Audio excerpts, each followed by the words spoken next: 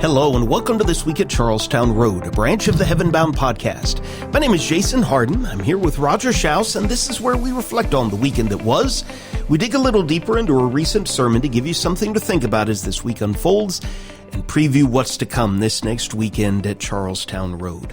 Roger, this past Sunday morning, you took us to 1 Thessalonians chapter 4, famous passage. That chapter ends with these words, and that was the launching point for your sermon. Absolutely, and the section is dealing with the specific topic of the death of the Christian. And the apostle Paul writing that, was wanting the Christians to be aware of these things, not to be uninformed. There's a lot of contrast in there between those who have hope, those who don't have hope. And as we were building upon that lesson, really, there's three major themes we brought out of there. First of all, that these words bring understanding. That's how that begins. We do not want you to be uninformed. When somebody doesn't know, they are open for all kinds of speculation, error, all kinds of ideas. But when you have knowledge drives away error. Knowledge drives away fear. The second thing is that these words offer hope. And that's why he was writing them to the Christians. These words are not gloom and doom because there's been a death and a funeral. It's optimistic and hopeful because of Jesus Christ. And then these words bring comfort. That's how that section ends. Comfort one another with these words. And then they help. They help because these were the words to be shared to one another. And, oftentimes, and we have seen this in our church family here, we've just been in a season of funerals here lately. It's been so much around the holidays. Oftentimes people just don't know what to say. I don't know what to ask. I don't know what to say to somebody. And sometimes the awkward and the crooked comes out. And Paul helps us here. These are the words we ought to say. These are the words of hope and comfort, and to reassure ourselves what the Bible teaches on these things. So it's Wednesday, middle of the week. If you were able to join us on Sunday, you know what a powerful sermon that was. But it's been a couple of days since we reflected on it, and so we want to revisit some of those words that Paul gives us to comfort and encourage each other. If you weren't able to join us on Sunday, certainly I'd encourage you to go back, charlestownroad.org, or our sermon podcast feed. The audio, the video is, of course, freely available. Roger, I jotted down 5 basic questions from these words that I thought here in the middle of the week it would be really good for us to reflect on, all from 1 Thessalonians 4, verses 13 through 18. First of all, in verse 13, he says, we don't want you to be uninformed about those who are asleep. Now, you just briefly touched on that in the sermon, but here in the middle of the week, how ought that way of describing those who have passed on from this life, how ought that to shape the way we're thinking? Well, first of all, the word asleep, as I mentioned in the lesson, is used only of the righteous who have passed away. In John 11, when we think about the resurrection of Lazarus, Jesus said, our friend Lazarus is asleep. And then in Mark chapter 5, with the synagogue official's little girl who died, Jesus said, I go to awaken her. And so it's a word of comfort. The person isn't over. When the person is asleep, they're still alive. Now, they may not be conscious to being aware of what's going on right around them, but they will awaken. And that's all the biblical concepts we understand here, is that they're not gone in the sense that, that they don't exist anymore.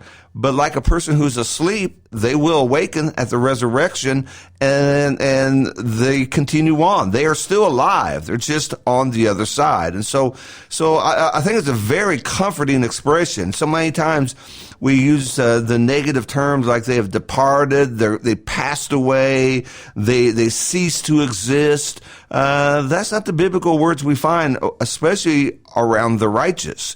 And the idea there is that they are alive. They're simply in the other room, as I use used so often. The church family here knows that's based upon John 14, and we're going to read that here in just a little bit. But it's just the idea. In my Father's house are many rooms. We're in one room now, the room of the living. There's a room, I believe, in the mother's womb. That child to be born is alive. And although he can't communicate with us and he seems to be in another world, he's simply in another room. And so when the person dies, they go through another door called death, and they're simply in the other room. They're still very much alive. And so Paul was reminding those brethren of such things as that. I appreciate you highlighting the way we sometimes talk about this. I know just personally, growing up culturally, the people I was around, at least as far as I remember, the most common way of describing someone who had experienced physical death is they passed away. And so as a result, I grew up using that phrase. I do still catch myself using that phrase every once in a while. But I agree with you. I'm not sure that's the most helpful of phrases for the Christian, especially as we're raising another generation. If we just describe those who have died as passing away, that really doesn't give us the same idea as they are simply asleep. They are safe in the arms of Jesus. A resurrection is coming. And so I love how Paul's use of asleep gives us perspective even today on loved ones, friends, neighbors who have passed through the door of death, as you so often describe. All right, so later in that verse, we don't want you to be uninformed, brothers, about those who are asleep, that you may not grieve as others do who have no hope. Paul readily acknowledges there are people around these Christians in Thessalonica who are grieving without hope. And so even today, 2023, what do you think is the difference between grieving without hope and for the Christian grieving with hope? So the apostle does not say, as a Christian, you should have no grief. We remember Jesus cried at the grave of Lazarus, knowing what he's about to do, and that's resurrect him. But Jesus still wept. There's no shame. There's no apology for tears. But there's a big difference in grief with hope and grief without hope. Grief without hope is despair. It's the idea that the person's gone and I'll probably never see him again. It's hopelessness. Years and years ago, I was able to buy a set of commentaries, and they were from the 1800s, and I really didn't want them, but they were stuffed full of newspaper clippings and things that whoever had them before had cut out. And I wanted all those things. So I bought that commentary set just so I could get all those little tidbits. And so going through them, there was a newspaper clipping from the late 1800s about the great agnostic Robert Ingersoll. And it was a newspaper clipping from New York about his funeral. And the interesting thing is, he was one who did not believe in God. And so the funeral was completely secular. There was no prayers, no Bible readings, no references to God, completely secular. And as the newspaper article continues on, the funeral was over, but Ingersoll's wife and his two daughters refused to let him be buried. They were clinging to the casket. And as the writer was kind of summing up the events of that day, he said, we hope that he can be buried tomorrow. Wow. And so that's grief without hope. I just cannot give up because I don't believe in anything anymore. And for the Christian, it's totally, totally different. And so, there would be sorrow. We read about that in the book of Acts, I believe in chapter 8, after Stephen was stoned to death, that there's great lamentation over him. We read about Israel mourning the death of Moses and David and someone who's been dear to our life. There's going to be a grief and a mourning, but it doesn't lead us to hopelessness and despair, and we cannot move on. When it's a Christian, we know that they're just in the next room. and we realize that they're in the best hands they can be, and that's the hands of God. And we realize that we just got to do what we need to do so we can be with them someday. I love how Paul in 1 Thessalonians 4 ties our hope to what we believe, right? He says in verse 13, we don't want you to be uninformed about those who are asleep, that you may not grieve as those who do not have hope. For since we believe that Jesus died and rose again, even so through Jesus, God will bring with him those who have fallen asleep. I'd like to zero in with you question number 3 here on the next phrase. For this we declare to you by a word from the Lord. What difference does Paul's declaration being from the Lord make in all of this talk? Well, as we know throughout all the scripture, it's not the thoughts of man, the opinions of man. This is an absoluteness from God. And so as he would say in verse 14, that we believe that Jesus died and rose again, so God will bring with him. Now that's an absoluteness. It's not like we sure hope God does, or our fingers are crossed that God will. We hope God doesn't forget this. God will bring with him those who fall asleep in Jesus. And so by the word of the Lord is a stake in the ground. It's an absoluteness. It's a point of authority. And so God has said this. And when you read throughout the scriptures, and again, we're going to come back to this, and I keep kind of kicking this down the road a little bit, but I know your questions here. And so we're going to get to John 14 here in just a moment. And when we get to John 14, Jesus himself will say that we will be with him forever. And so there is that statement from God. And if God said it, we know it's going to be. And so this is where the Thessalonians who were grieving could find the real hope, that there was a promise from God, an absoluteness from God. How do we know there's going to be a resurrection? God said so. How do we know there's going to be a resurrection? God raised Jesus. That's his point in the book of 1 Corinthians. If Jesus was not raised, we will not be raised. Well, the opposite is Jesus was raised, so we will be raised. And so again, there's running through all this, the words, the promises of Jesus. Yeah. Who's going to win the Super Bowl? Well, you and I could guess about that, right? But it's just a guess. What's the stock market going to do tomorrow? We can hypothesize about that, but it's just a guess, right? But what we're reading about here in 1 Thessalonians 4 is not Paul's guess. It's not a theory. It is a declaration from the Lord, who is using Paul as a mouthpiece. What a difference that makes when we get that firmly fixed in our minds. Okay, this we declare to you, he says in verse 15, by a word from the Lord, that we who are alive, who are left until the coming of the Lord, will not precede those who have fallen asleep. Now, Roger, I've got girls in school, and so I hear about every once in a while. I know you hear in news and, various television shows. There's all sorts of speculation as to how the world is going to end, how the human race is going to come to an end, what that's all going to look like.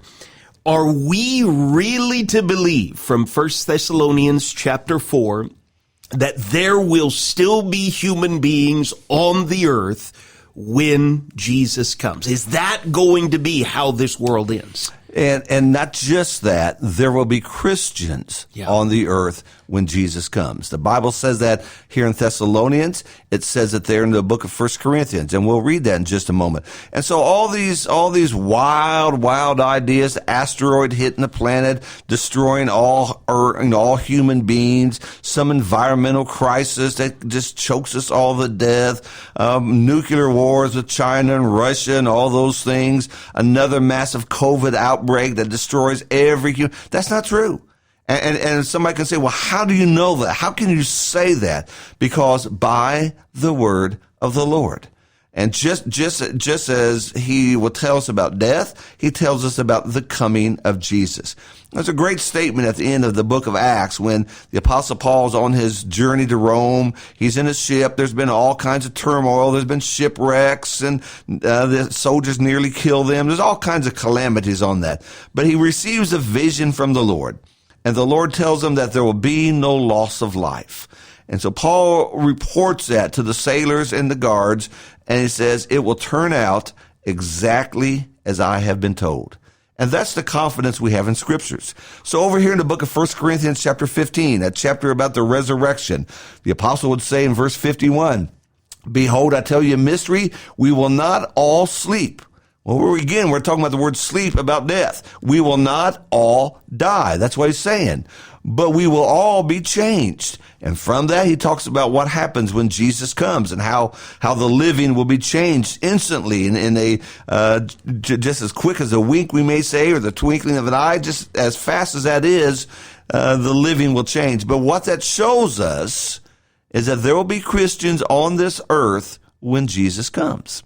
And that's the assurance we have. So all these people who are blowing all the smoke about this disaster and that disaster and aliens and this and that, it's simply not true. How do you know that? By the word of the Lord. All right. So the context ends. I know you've been chomping at the bit, and I appreciate you being patient with me. We who are alive, 1 Thessalonians 4:17, who are left will be caught up together with them in the clouds to meet the Lord in the air, and so we will always be with the Lord. What's that last phrase mean to you? It just means comfort. We will always be with the Lord. I mean, that relationship begins when we, I believe, are created. It begins when we are saved by Jesus Christ. But here, I think he's talking about the literal aspect of us being together with Jesus. Now we go to my passage, John 14. John 14, verse 2 and 3. In my Father's house are many dwelling places. The old King James Version would use the phrase, in my Father's house are many mansions. And for years, that's what I had in my mind. You got this mansion over here with a gate around it and a little pond, and next door is another mansion with a gate around that and a mansion over here. And we all have our little mansions, but we're all separate. We're not together. And that's not what this verse means. This verse really means, in my Father's house are many rooms. And he says, if it were not so, I would have told you. I go to prepare a place for you. If I go and prepare a place for you, I will come again and receive you to myself, that where I am, there you may be also. Jesus died so we could live. Jesus came into our world so we could go into his world.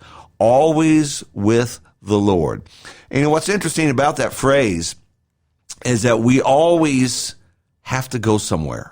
When this podcast is over, Jason and I have to go different places. When you come to church services, it's over. You got to go somewhere. You go to work, you got to go somewhere after that. You always have some other place to go. When you get to heaven, that's it. It's not going to be, well, this is really cool, God, but I've got an appointment. I've got to go somewhere else. There is no other place to go. That is the end of the journey in the presence of God.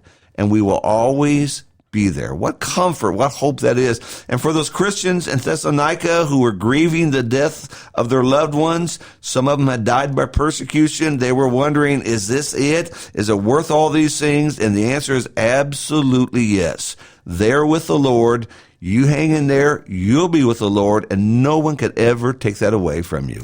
With these words, it's a powerful text, great sermon. If you haven't had the opportunity to watch or listen, I'd certainly encourage you to go back and do that. Roger, thank you for using that and serving us with that great text. Well, it is Wednesday, and we want to turn our attention this evening, all ages, to the words of God. You're going to be teaching in the auditorium. We started a class at the beginning of this month, based upon our theme, Finish What Was Started. And we're looking at what was started. And so we began with creation. Then we looked at a relationship with God. Today we're going to talk about focusing on what's enduring. And there are some aspects of our life that endure and how the emphasis needs to be placed upon those things. All right. In our Building Blocks track of studies, we are in Genesis. We're looking at it as a book of beginnings. Tonight we'll be in Genesis 4, 5, and the beginning of 6, looking at the beginning of life outside of Eden. Whomever you are, whatever ages your children are, we would love to have you join us this evening for Bible class, 7:00 p.m. I've got the opportunity to preach, Lord willing, this Sunday morning. And Roger, you just mentioned our theme, Finish What Was Started. Right now, the Bible is like a big sandbox for you and me, just being able to mine a variety of scriptures that get this theme at the very heart of our church family. This first quarter of the year, we're just exploring what was started. I want to go back to Colossians chapter 1, right around verse 15 and beyond, where the Apostle Paul draws our attention to Jesus as the image of the invisible God, the firstborn of all creation.